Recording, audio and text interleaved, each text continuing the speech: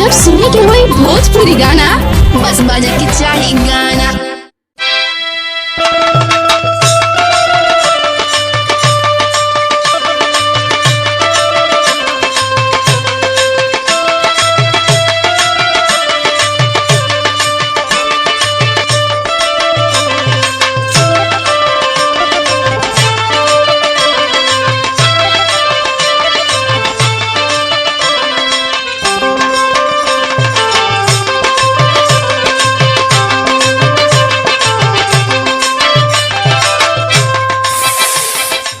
अरे बाप रे कितना घाम बा।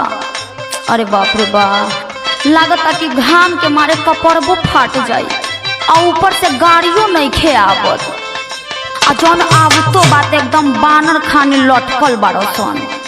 चलो चलो एगो तो दिखाई देता आवता। ए टेम्पू वाला तनी रोको रोको रोको। अरे तो देखा ना पूरा खवाई भर कपड़ा बचा के देबू का अब लग रहा ना टकाटी की टेम्पू वाला ठोक देले। अरे बाप रे बाप ये तो बैठब तो नहीं खा डट तो बा ऊपर से।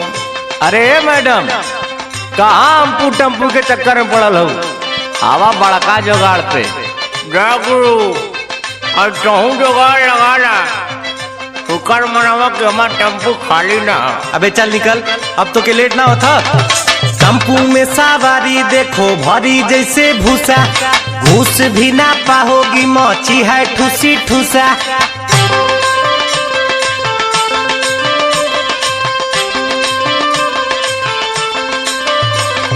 टेम्पू में सवारी देखो भरी जैसे भूसा घूस भी ना पाओगी मची है ठूसी ठूसा।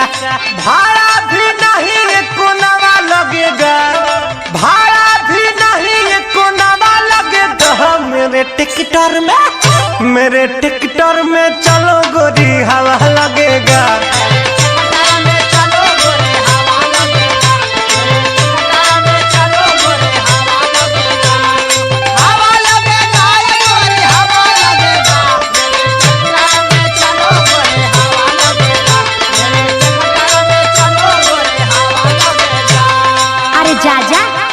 ट्रैक्टर में तो ऐसा ही आदमी फ्रैक्चर हो जाए। बड़ी हचकता है रे डरे मोरा जिया ट्रैक्टर की सवारी मैंने कभी नहीं किया।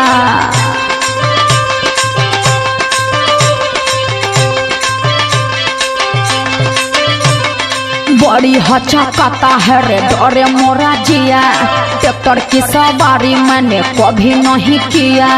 कमर का हड्डी का बार डालेगा कमर का हड्डी का बार डालेगा। ट्रैक्टर में हिला के तू तो मार डालेगा।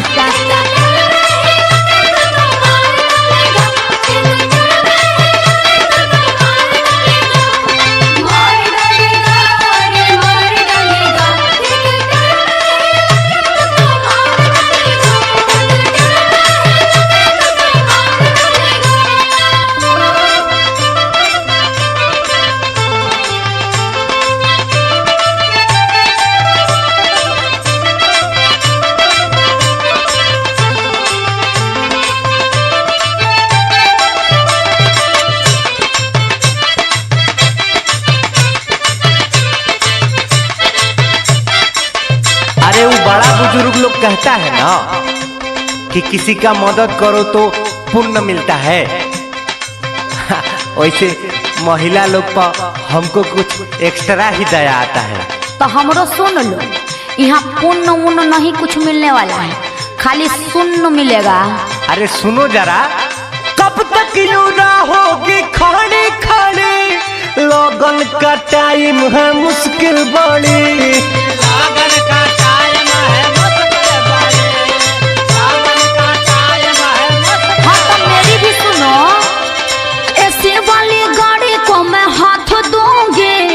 कोई भी रोक देगा बैठ लूंगी।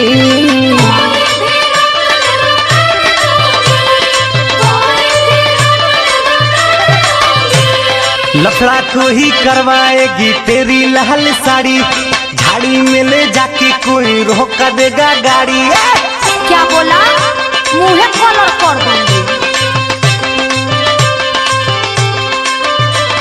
लफड़ा कोई करवा देगी तेरी लाल साड़ी, झाड़ी में ले जाके कोई रोक देगा गाड़ी, फिर तो दर्द का भी दवा लगेगा, फिर तो दर्द का भी दवा लगेगा।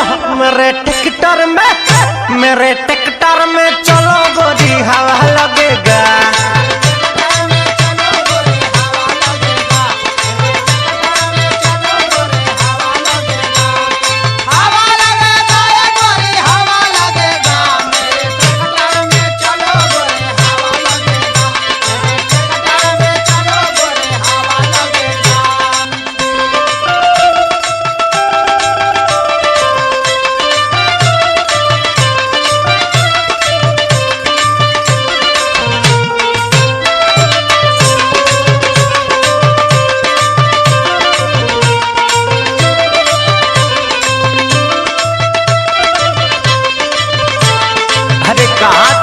एसी के चक्कर में पड़ी हो। एसी में खतरा भी बेसी है, बूझी? देसी में आओ, देसी में। हाँ तो जरूरत का है देसी में? अरे न्यूज व्यूज नहीं देखती हो का? कितना गड़बड़ चल रहा है ये सब गाड़ी उड़ी में, डर और नहीं लगता है? हाँ तो मोबाइल है ना हमारे पास, लगाए का 100 नंबर अभी है। अभी ये कहे भाई? हाँ तो तुम भी कुछ ज्यादा ही उड़ रहे हो। पुलिस को तुम पे बुला लूंगी मैं, लूखों को भीतर करा दूंगी मैं।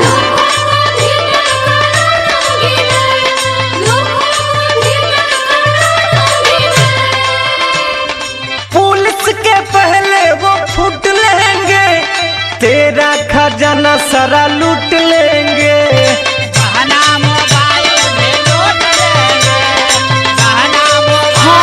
तो है अभी बहुत हो रहा है ये सब। गाड़ी में जाना अब तो हमको भी लगे रिस्की, खोटी हो जाए रास्ते में नियत जाने किसकी।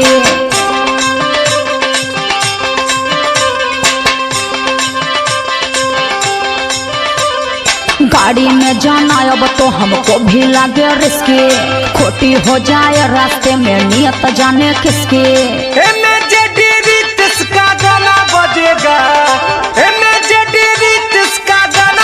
जब सुने के